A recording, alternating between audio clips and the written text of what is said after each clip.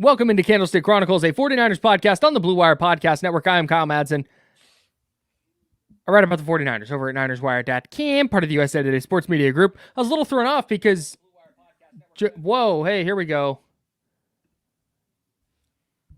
Hey, we're live. We're doing this live.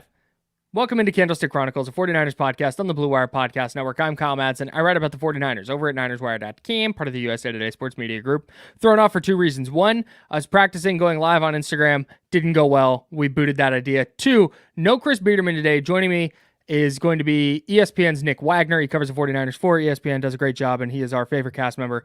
We said, hey, you know what? Nick gets at least one mention per pod. Let's just have him fill in for Chris, and he was nice enough to take time out of his night to do that. Before we dive into the 49ers-Commanders preview that we're going to do with Nick, let's talk about our friends over at Lamb Chops. SGLambchops.com is the website. You can use the promo code Candlestick20 to get 20% off your order. It is comfortable, it is high quality, and it makes you look dope, which of those three things is the most important, as we all know. Nick is nodding his head. He understands. We're also sponsored by Cooperage Brewing. Shout out to the homies up at Cooperage. You can visit the brewery in Santa Rosa. It's a great spot to hang out. You can bring your dog, bring your kids, bring the whole family. There's good beers, good vibes, always a good food truck out there. You can get some eats. And, of course, if you can't make it up to Santa Rosa, or if you went and you're like, you know what, I'm having a hankering for some Cooperage, you can go to cooperagebrewing.com and you can order a case. They'll send it right to your front door if you are 21 and up and in the state of California. It is the single best way to acquire beer, whether you like IPAs, hazies, regular pale ales, pilsners, oatmeal stouts. I got it for you at cooperagebrewing.com. All right, let's dive into this 49ers Commanders preview with Nick Wagoner. Hey, Nick, thanks so much for taking time. I know you've got a big Mizzou-Ohio State matchup, and that's actually why Chris isn't on today, because you guys have really been butting heads about this Cotton Bowl action we got coming up tomorrow. Well, Chris is already doing the thing where he's making excuses like, oh, look at all of our NFL guys who are not going to play. And, our quarterback who Chris has been just like ripping to shreds all year. Much maligned. Yeah, much maligned by Chris all year. And now all of a sudden it's the end of the world that he's not playing because the backup wears number 33. Like, it's like the advanced excuse making in case Mizzou wins. And here's the thing. I'm the one that should get to do that. I'm the one that should be able to be like, you know what? If Mizzou loses, so what? It's just a meaningless bowl game. And then if they win, I act like it's the most important thing that's ever happened. That's the way this is supposed to go. So it's a good thing that Chris isn't on here. I can make my case and we can just ignore any of the points that he would make, which were all undoubtedly terrible.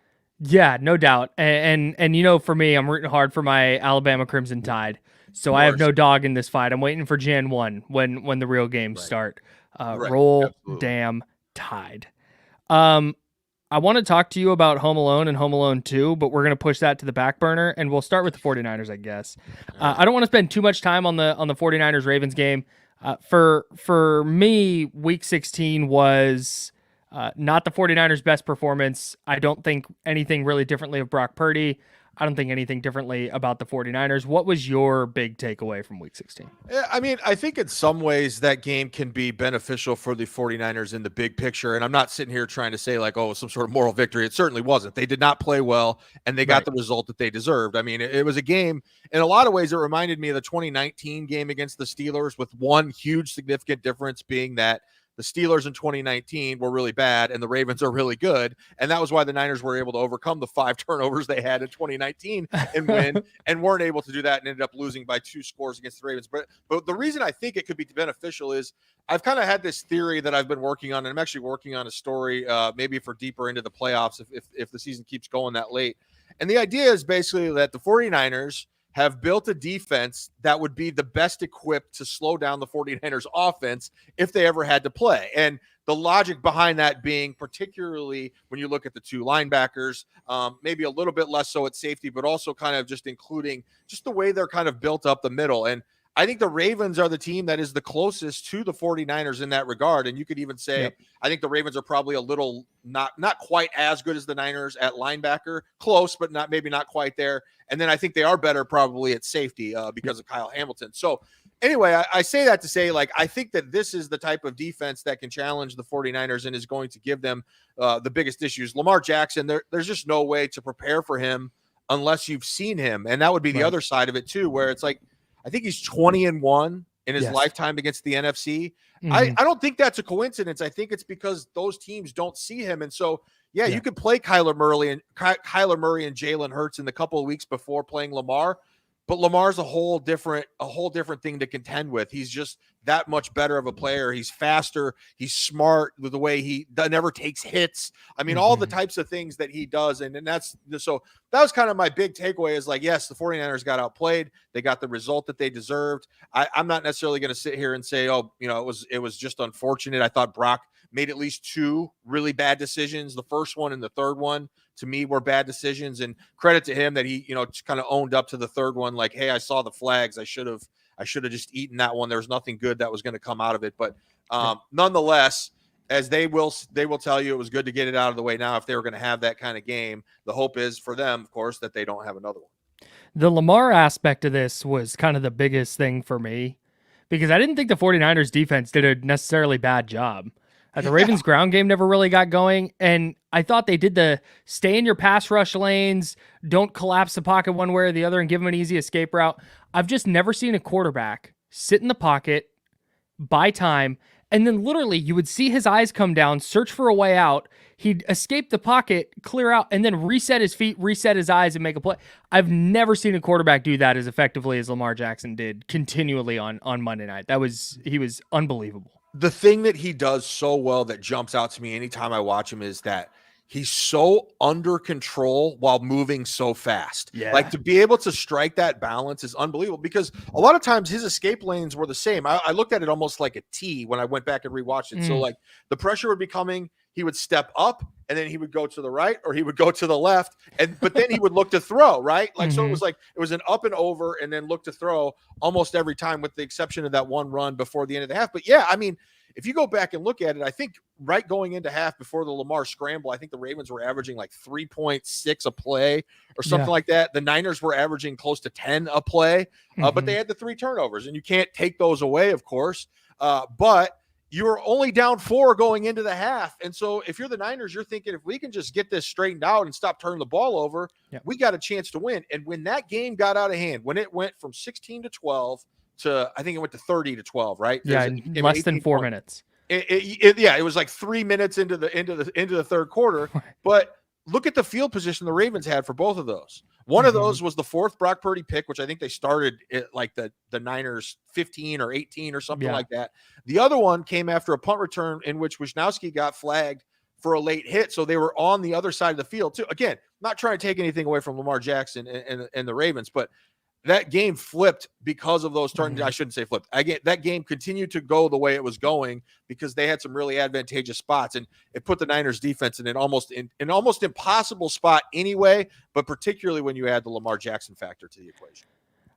Spinning this forward to week 17 now, because I think everything that's going to be said about week 16, I think has kind of been said at this point. Two more things regarding that as we spin this forward, though. One of the major things in that game, and I think one of the things that kept the Niners from they had the other aspect of this is they had a real shot to climb back in late. Like they were in scoring range with like 3 minutes left and all 3 timeouts to cut it to 7, and they would have been able to kick it away and use their timeouts to see if they could get a stop. And then the offensive line fell apart. Like Trent Williams was already out, but then Aaron Banks goes down and Jalen Moore goes down, and they're down to Ben Barch at left guard. Do you anticipate or what's your feeling on Aaron Banks, Trent Williams, and those guys playing on Sunday? Yeah, as we sit here right now on Thursday night, I actually think the outlook is a lot better than I would have expected. Oh, wow. If you'd have asked me Tuesday or even Wednesday, Trent Williams seems like he's trending in the direction of playing, which of course is the most important one.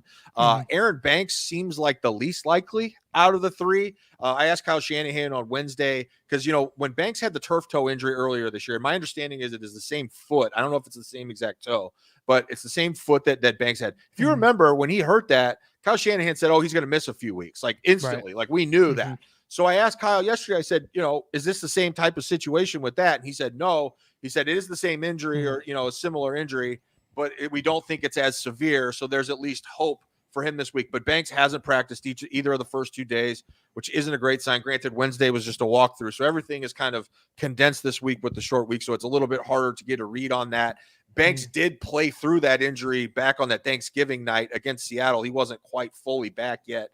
So he has experience doing it if needed. But I think the Niners are probably going to be okay here, largely because if Trent Williams is there, you really have, if you lose Banks, you have 2 guards who have started a bunch of games this year outside of Banks and Feliciano and Burford. And so the benefit for the Niners would be they could plug Burford back in at right guard and then move Feliciano back over to left guard. And it wouldn't be that much different than what you saw for that period of time without Banks. And so that's why having Trent Williams makes such a huge difference, because it basically allows you to line up in a way that you've already lined up in multiple games this year. And it then doesn't become such a concern where now you're wondering if Burford's going to have to play right tackle and Colton McKivitz is moving to the left side. And you've got like 4 moving parts instead of really what would just be 1, which is Feliciano switching to left guard, which he's already played this year.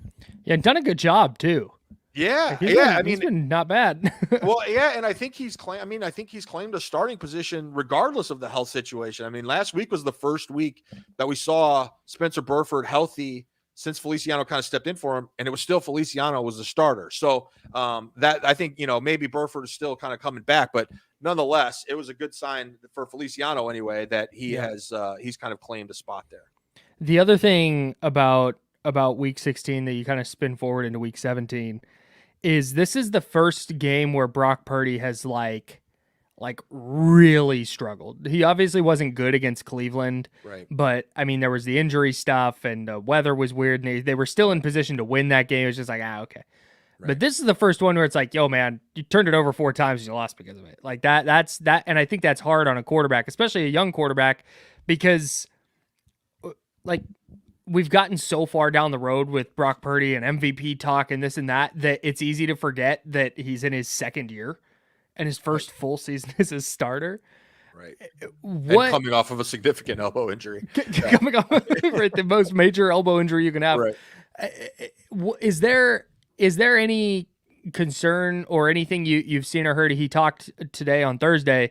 Anything you've heard from him? Anything you've heard from Kyle Shanahan that's made you think that, hey, maybe he's going to struggle to bounce back from this? Was this a good... I know Kyle Shanahan on Wednesday said that it's a good learning experience for Purdy. What has Brock said specifically about his performance on Monday? Yeah, it was really interesting to listen to Purdy on Thursday afternoon, and I credit Purdy in general. I think he's like a really accountable guy, and I think he's very transparent. Like, I mean, even the other night after the game when I asked him about the play, when the flags were down, he could have just said, "Oh, I didn't see him. I just tried to make something happen," whatever. But he didn't. He said, "I saw him. I should have made a better decision." I think he called it very dumb, what he did, which would get no disagreement from anyone who was watching. But I credit Brock Purdy because he very much is he's almost too hard on himself. I feel like sometimes like, for the reasons you're just pointing out, like, dude, you're in your second year. Like, like it's okay. Yeah. Like you haven't gone through these things, but it is good for him in the sense that he hasn't gone through it. And now he has an opportunity to do it in the regular season where it doesn't necessarily mean the end of a season. And the thing Kyle Shanahan said on Wednesday that I think carried over into Thursday that I wanted to ask Brock about was Kyle Shanahan said that the biggest learning experience for Brock from that game was how he played and how he reacted after the interceptions, because he had never been in that position before. And Kyle Shanahan, I don't think, was super thrilled that Purdy just seemed like he was kind of struggling. He wasn't taking some of the easy throws, wasn't making the layups, wasn't taking the checkdowns, and he was kind of struggling to strike that balance between continuing to be aggressive when the opportunities were there, but also just playing quarterback. Because as we alluded to a minute ago, it was 30-18 or 30-12. They're down by 18. Sure, that's not great. There was 27 minutes of game time. A lot of game. At that point. So like there was still like, if he just, you just take care of the ball after those first 3 interceptions or I guess the 4 interceptions at that point, there's still a chance for you to theoretically climb back into this game. And Brock said today, Brock's exact words were that he was really battling that kind of had that internal struggle of, when do I take shots? When do I want to be aggressive? And, oh crap, I don't want to throw another interception. And that's an interesting thing to admit, because Guys generally will just tell you, I flush them away as quick as possible. That interception, it might as well have happened 6 years ago. I don't care if it was 6 seconds ago. It might have happened 6 years ago. Yeah. That's kind of the cliche, but he was honest about it, because when they do start accumulating like that, it's just human nature that you would think you're thinking about it. And, by the way, it's Monday Night Football against one of the best teams in football, and everybody's watching, and you've got the MVP. I mean, even if you're not thinking about that consciously, it's got to be in the back of your head somewhere. Right. And so I just appreciated that. He said that's the thing that I have to learn from and grow from the most is, and I think he called it, what did he call it? He called it a sucky mindset. Was his exact verbiage.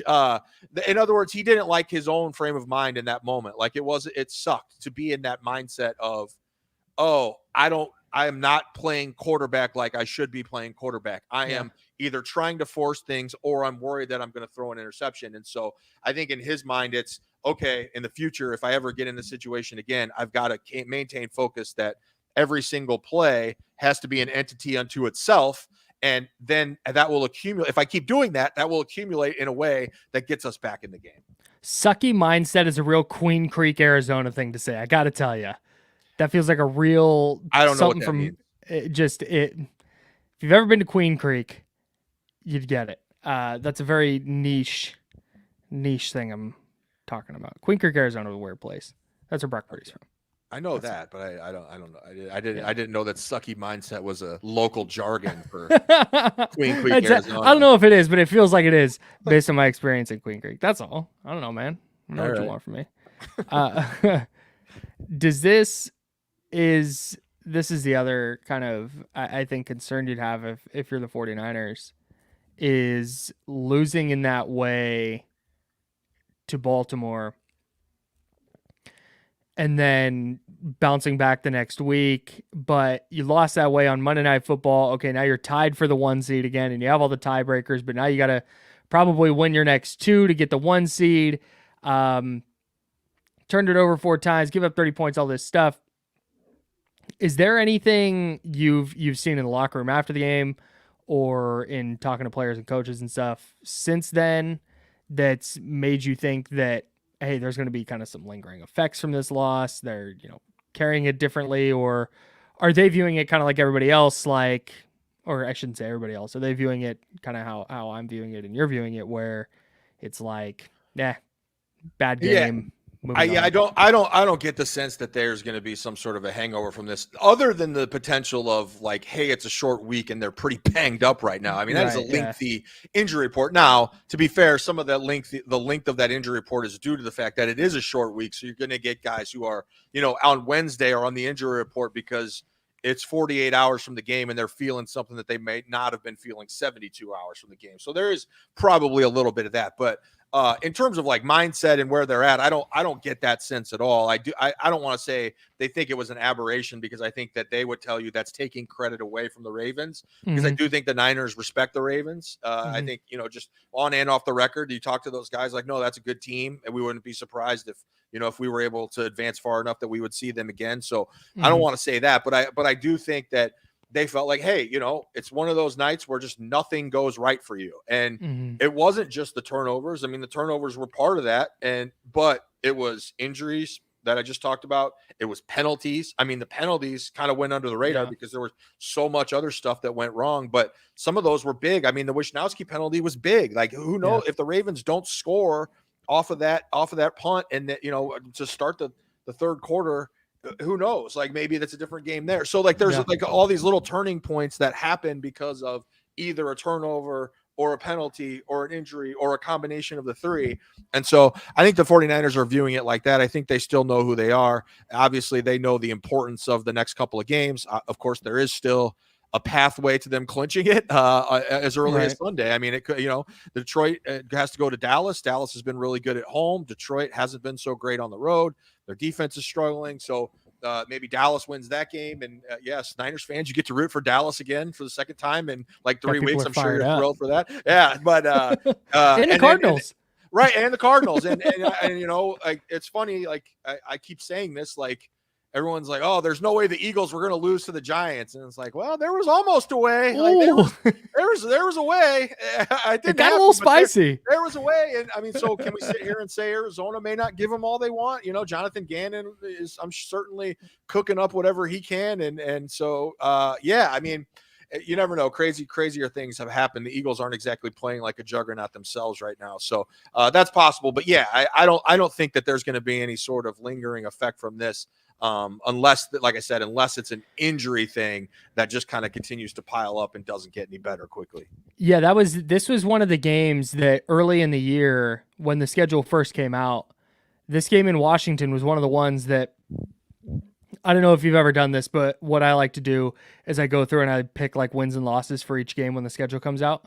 Smart. People should try it. Yeah, that sounds like good content. No one's ever done thanks. that It's something I do. Yeah, really? Yeah, preseason win-loss predictions is what I call it. You should put bold preseason predictions. Oh, I've never thought of that. But that's the clickbait. That's how you get them.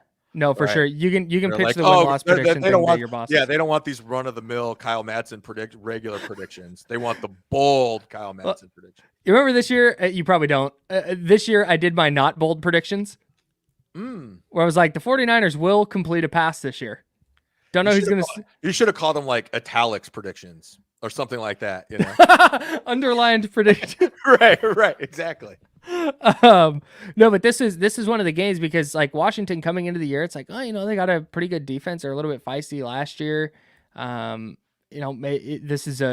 They've got that gauntlet with the 2 games against the Seahawks and the one against the Eagles sandwiched in there. They got the Ravens game on Monday night. Then it's a short week, cross country flight, early start. Like it doesn't get a lot worse than Monday night game to Sunday 10 a.m. turnaround West Coast time. Right. And then you toss in all the a series of birds to playing a dir. Like that's a tough ask too. Going from birds to durs is not recommended in most states. No. But then you just mentioned it. Like you toss in the injury stuff too, and it's like, dude, I understand that Washington has punted the season, and Ron Rivera is coaching out the string. I'm a little surprised he's still there. But I would be even more surprised if he's there the Tuesday after the season ends. I wouldn't necessarily say I'm worried about the 49ers in this game just because I think the talent gap is overwhelming enough that it's not going to matter. But like they're favored by like 2 touchdowns. And for me, that just feels like a lot. Like Jacoby Brissett, I don't think he's going to be as good on Sunday as he's been in his whatever it's been 2 games that he's played. But I think he's probably more effective than Sam Howell has been. And I just, if you're San Francisco and you're already dealing with injury stuff, playing a game where you're all of a sudden playing a tight game in late December in the cold in Washington, D.C., like that just doesn't sound ideal. Like this feels like it could be tough. I mean, I feel like there's probably a lot of parallels to draw to the Arizona game the Niners played a couple weeks ago, which is like, I don't know that Washington is going to be able to stop the 49ers nearly enough to really make it a close game. But Jacoby Brissett's probably going to take care of the ball. He's definitely going to take care of it better than Sam Howell did. He's not going to hold on to it as long as Sam Howell did. Sam Howell took a lot of sacks while he was the starter. Brissett has been around too long to do some of those things. He's not super mobile, but he can move a little bit. And they're probably going to get Brian Robinson back. They're running back. So I think there's probably some opportunities for Washington to score. I like their receivers. Terry McLaurin, I think, is still a really good player. Curtis Samuel. It's funny, if you go back at what the Commanders have done under Ron Rivera and Martin Mayhew the last few years, they were very much trying to build 49ers East. I mean, just in terms of the investments they made on the defensive line, they said, let's build that thing out. They had 4 first rounders along that defensive line at one point. They went out and got, they had Terry McLaurin, who was kind of their in-house guy at receiver, but they went out and got Curtis Samuel in hopes that he could be kind of a gadget, Debo light type of thing. So there was kind of a lot of comps to draw there, but it just kind of never came to fruition for them. I think part of the problem for them defensively is that they were never able to build out that back 7 to complement that front 4, particularly a linebacker. I mean, I was having this conversation with our pal Josh Dubow today, or yesterday, I guess it was, about like just how many good off-ball linebackers are there in the league at all? Like you could argue that the 4 best ones were on the field on Monday night. You take in like Matt Milano from Buffalo, and then it's pretty hard to come up with it. Like I think Logan Wilson, Jermaine Pratt. Yeah. I think those are 2 other good ones. And then other than that, though, like I was looking at the PFF grades, which I don't remember the shade of color it was. I know you love going through that. Well, then what? I don't know what the point is. Right. But the Nicholas Morrow from the Eagles, who the Niners just torched a few weeks ago, was like their 16th highest graded linebacker. So like, I don't think that speaks to him having a great year. I think it speaks to, it's just a position that's down. It's harder to find nowadays because guys probably that get to that size are like, oh, I'm going to be an edge rusher where I can make a lot more money. So right. That's probably part of it. Anyway, that's a digression, but I think that the Niners are in a good spot here. It's not a great setup, like you say, from a scheduling standpoint, from having to travel across the country. I think they are catching a Commanders team right now, though, that defensively is really in disarray. And especially if Trent Williams is healthy, I think offensively the 49ers just have too much firepower for them. Yeah, I think I'm right there with you. Like I said, I think 2 touchdowns just feels like a lot for me. Oh yeah, it's always a lot. It's always a lot, and you never know what the weather's going to be. So, 100%. Doesn't look like it's going to be a mud bowl like it was in 2019, at least. So I kind of hope it is. That was fun. Because it rains in the press box there, huh? It rains in the press box. Yeah, I was like pulling cords out of the wall, trying to avoid being electrocuted while doing my job. Which I'm sure your listeners do not care at all about the trials and tribulations of us media folk, but it was not hard. It was not a fun. It was kind of fun to watch. I'm not gonna lie, but it was not a fun day to try to work, and everyone's jockeying for position, like at the little tables outside where like the food is and stuff like that, so that we don't get rained on. But yeah, FedEx Field is a gem. Just a beautiful facility. Not at all the worst stadium in the league. Certainly would never say that. You wouldn't? It's the worst stadium in the league. I was talking to Chase Young last week. Just a quick aside. I was talking to Chase Young last week, and we were chatting about some Washington stuff. And Ben Barch, who was nearby, heard me and I say something to Chase about playing on that field. And Ben Barch said, "Oh, you mean the goat pasture?" I said, "Excuse me?" He said, "Oh yeah, we call it the goat pasture because that's what the field is like there. It's like it's a grass field, but it's one of the worst playing surfaces in the league, despite being grass." So I love the specificity of goat pasture. Yeah, totally. Not a cow pasture, not a horse pasture. Goats. Shoot over by goats and nothing else. Absolutely. Specific. I thought there were going to be some story about like, oh yeah, to save money on grass cutting, they just brought in goats to chew the grass. Well, which I wouldn't put. I'm not putting it past Dan Snyder. It would at least give them an excuse for why it's so bad. As of now, it's goat pasture purely as a derogatory term. Nothing against the goats, of course, but yeah. Hey, do you think Sebastian Joseph Day is going to start, or is he going to be a rotational guy while Eric Armstead's out? You know, it's interesting because I thought when he got released, I was like, oh, there's a guy that makes sense. Like, you know, he's a good For the first time ever. Let me real quick. Let me tell the listener. Every time a player that I think even could help the 49ers, just like even a modicum, like a small amount, I'll text Chris and Nick in our group chat and I'll say, hey, Zach Ertz, what do you think? And to a man, every single time, Nick's been like, pass, expensive, stinks, both, like whatever it is.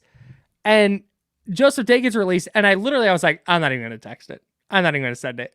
And then 3 minutes later, I get a text. It's like, I actually like Sebastian Joseph Day for the Niners. Damn it! This is the one. In this case, it's just it's a matter of the attrition they've had at defensive tackle, where like a functional defensive tackle is available, and they need them because Kalia Davis is on injured reserve, and who knows when Eric Armstead is going to be back. So it was fortuitous for them in that way. But I will say, you know, we always talk about like when Chase Young got here, like, oh, this is easy. Randy Gregory, when these guys get here, this is easy. It's just go get the quarterback, go get the ball. You know, like, to some extent that's true, but it is a little bit more complicated that. And in the case of Sebastian Joseph Day, I think it's even more complicated because I think the interior guys get asked to do things that are a little bit different than even the edge guys in the wide nine. But Sebastian Joseph Day is a guy who has played largely in a 3-4, and he's been a 2-gap guy for a lot of his career. So that's a big difference going from two gapping to, hey, we want you to get upfield and penetrate as this defensive line is more commonly asked to do. So I'm not so sure that he's going to start necessarily. I think the Niners' hope is like Javon Kinlaw has played pretty well here recently. Not great, but pretty well. Definitely better. I think they still would like to not have him playing, 40 plus snaps in games. I think they would like to get to a point where he can be a 25 to 30 snaps a game guy, and he's giving you everything he's got on those 25 to 30 because that's where he can be the most effective. And so I think that's where Joseph Day can maybe lighten some of the load, even on rundowns. I think that's going to be a little bit more where he fits in. He's a little bit more of a run stuffer certainly than a pass rusher. But again, it's almost hard to judge him as a pass rusher because he's been two gapping for his whole career. So if you look at his stats, you're like, oh, he's had 11 sacks or whatever it is for his career. You're going to be underwhelmed by that. But at the end of the day, he's a former 6th-round pick who has been a two-gapper for most of his career. So generally those guys don't have a lot of sacks. So certainly I think he can help. I don't necessarily know he's going to be a panacea, but if they are able to get Armstead back, I think it would be really helpful for them to have like, okay, now you've got Joseph Day and you've got Kinlaw as your primary backups, and then you could still work Givens in, or if you want to bring up T.Y. McGill or whatever. More helpful, Sebastian Joseph Day or Jesse Davis? Sebastian Joseph Day. Because he's on the active roster. Can I take people inside the locker room for the dumbest observation of the week by me, yours truly? Yeah. Yes. Wow. This is great. An exclusive from Nick Wagoner. So on Wednesday, the 49ers officially announced the signing of Sebastian Joseph Day and the signing of an offensive lineman to the practice squad named Sebastian Gutierrez. So I immediately make the joke, oh, the 49ers now lead the league in both Sebastian's and Gutierrez's. Like that has to be a good thing. Right. So then I go into the locker room, and if you've ever been in the 49ers locker room, I'll just kind of explain it to people here real quick. There's the big walls where all the normal full-size lockers are. And then there's like in the little in-between part, there's these little lockers that are lined up in a row. So the new guys and a lot of practice squad guys get those littler lockers in the middle. So if you go into the locker room right now, from left to right on that little locker area, it's Alfredo Gutierrez, Sebastian Joseph Day, Sebastian Gutierrez. And I'm fully convinced that there is an equipment guy on the 49ers that was just bored out of his mind and said, is anyone out there going to be like dumb enough to recognize this stupid little joke of mine? And let me tell you something. If there's anyone that's dumb enough, it's this guy right here. You can't get the dumb jokes past me. 49ers equipment guy. You sneak one by you. You can't do it. So you've got your little row of Sebastians and Gutierrez's in a little trio right there. Didn't get by me. I noticed it right away. I'm really proud of you, man. That's great. Real journalism, my friends. They also just to tack this on to your observation, they also lead the league in Spencers. Ooh. At least they did. I don't know if they still do. Burford. Hang on. Wow, this is this really might be hang on. No, this might be a preseason thing only. Waggy, right? Yes. Yeah. Who's really moving around out there during training camp. But before they even put pads on, was really making an impression. Also, hey, fun fact, Oren Burke's middle name, Spencer. There you go. How did you come up with that so quickly? Because I wrote about it. The blogging game's tough, bro. Well, hey, you can use the Gutierrez Sebastian thing if you really want. That one's on me, pal. You can even call him. I'll co-author you. Yeah, absolutely. Sign Janikowski and we're cooking. Absolutely. You Get a little crab in there. Yeah. You made a Christmas movie observation that I am obsessed with, and we need to talk about it. Oh, all right. So much. I love that we just said, like, you're like, oh, Nick said something really stupid. Let's segue into an even dumber discussion. So no, we're here. We're at the end of the podcast, everybody. So you mentioned, and so many people with Home Alone are so obsessed with, here's my least favorite thing that came out of this holiday season. I know. What did Kevin McAllister's dad do to earn all that money? Look how 17 plane tickets for like, no, we get it. Yeah, they're rich. Like it does. It's not original. Can I make a quick point on that real quick Yeah, before you get to the next thing? I think they say in the first movie, someone could fact check me on this, that his brother pays for everybody to fly to Paris. No, Kevin's dad's brother, Rob, who is the one who also owns the home in New York that you see in 2. Right. Which gives you an idea of how wealthy he is. Home in New York, brownstone that they're renovating. Home in Paris. Paid for the vast majority of them to go to. Interesting. I think they say that in the first movie. I'm not 100% sure, but I feel like that's true. Anyway, go ahead. Either way, it's just like, what does he do? I don't know, man. He's rich. Like, what do you want? I don't know. But he's a terrible parent.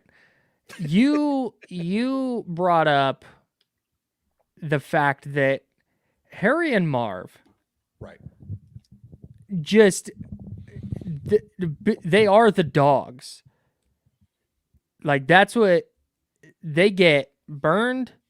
They get bricks dropped on them. They get hit with paint cans. They get stapled in the nuts. They get stapled in the ass. What else? Blowtorch to the head. Blowtorch to the head. Burn your hand off. Burn your hand off on a doorknob. Blowtorch to the head. Head into gasoline. To the feet. Yeah, absolutely. And they just keep coming. And you pointed this out, and I was like, yeah, you know what? That's funny. And then I watched Home Alone 1 and 2, and I couldn't get over it. It's outrageous, the things they come back from. I want you to wrap your mind around this. So you are Harry and Marv, the self-proclaimed wet bandits. / sticky bandits. Right, but in the first one I'm talking about. Oh, okay, right? yeah. You're the wet bandits in the first one. Yeah. This kid puts you through hell, right? Like, you have easily the worst night of your life. Now, mind you, I don't know that we know the criminal record of Harry and Marv, but to my knowledge, they had never been caught prior to that, which tells me they were even tougher in their prime. Like, they were even better criminals in their prime. Yeah. Right? So we're not even necessarily seeing peak Harry and Marv in Home Alone 1. Yeah. But they go through all that. They go through all that. They break out of jail in prison in number 2. Break out, right? Like pure Shawshank type stuff. Right. We don't know exactly, like Harry and Marv, with their little fake chessboards to use to get out of the to get out of prison, right? So then they're all right, like, let's come up with a good plan here. Let's get back in the game with something smart. Let's knock over a toy store on Christmas Eve. Kind of a smart plan. Really smart. Especially by their standards, which is admittedly very low. Right. And then they get distracted by seeing Kevin randomly. And not only are they like, instead of like, oh, we don't want anything to do with this kid. He foiled our plan last time. We don't want anything to do with him. We're just going to knock off this toy store. We're going to go have a Merry Christmas and enjoy the new year. They said, no.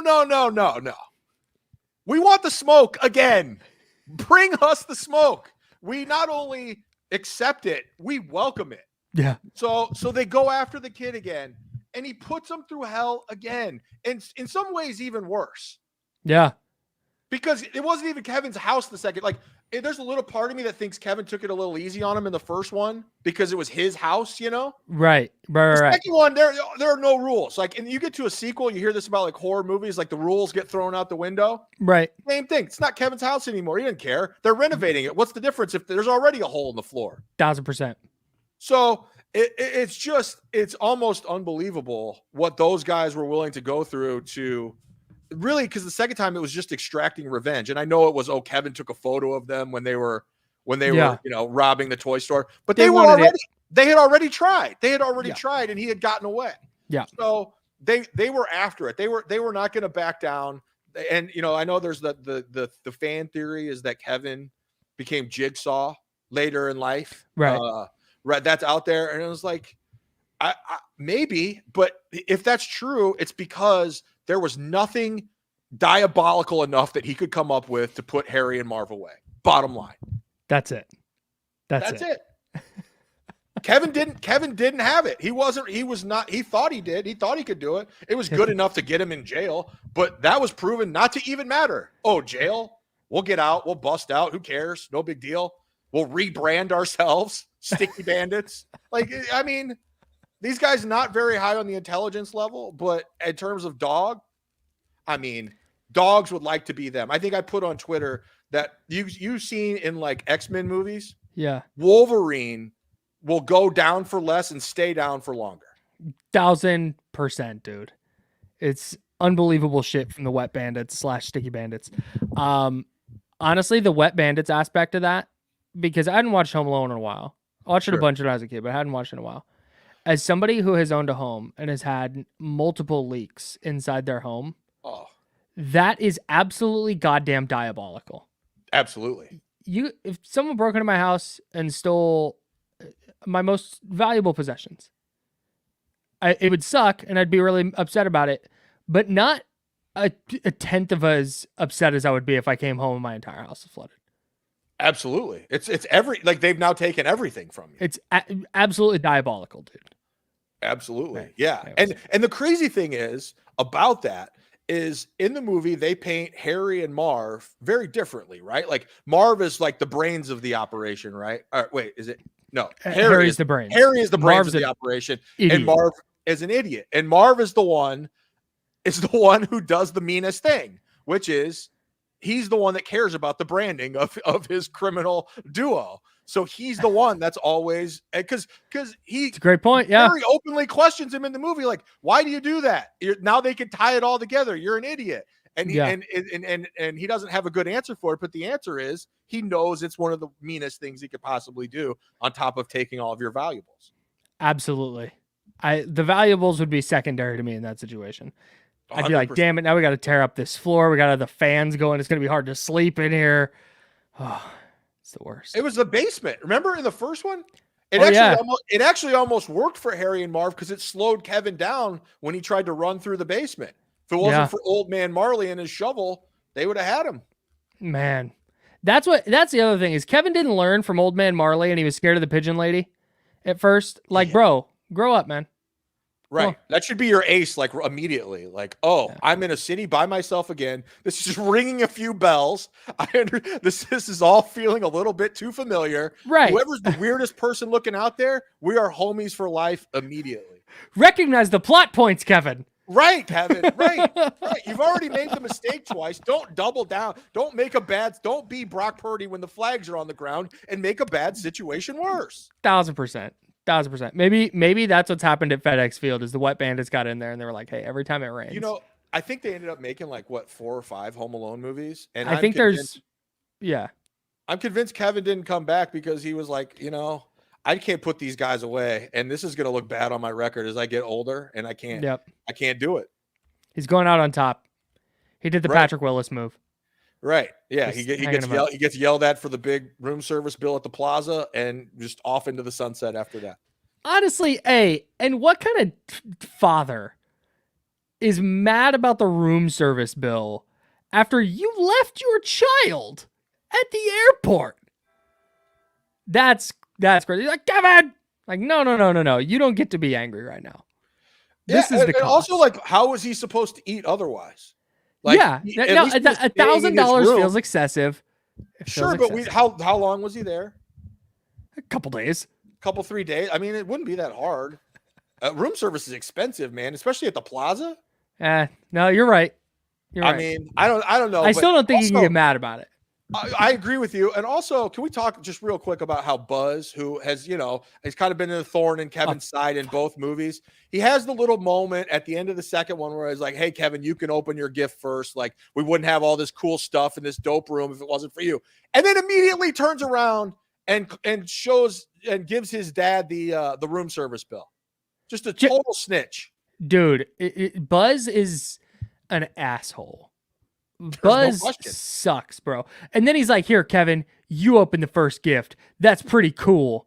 And then everybody opens gifts at once. Right. And immediately turns around and turns Kevin in for the room service bill. Unbelievable, dude. Unbelievable shit. Right. Anyways. Yeah. And Kevin is way tougher than he ever was. Yeah. Buzz wouldn't have put Harry and Marv through hell. No, Buzz is going out. Called the cops or something weak like that. Yep. Just absolute snitching, bro. Yeah, miss me with Buzz all day. I'm out. Well, that's going to do it for today's pod.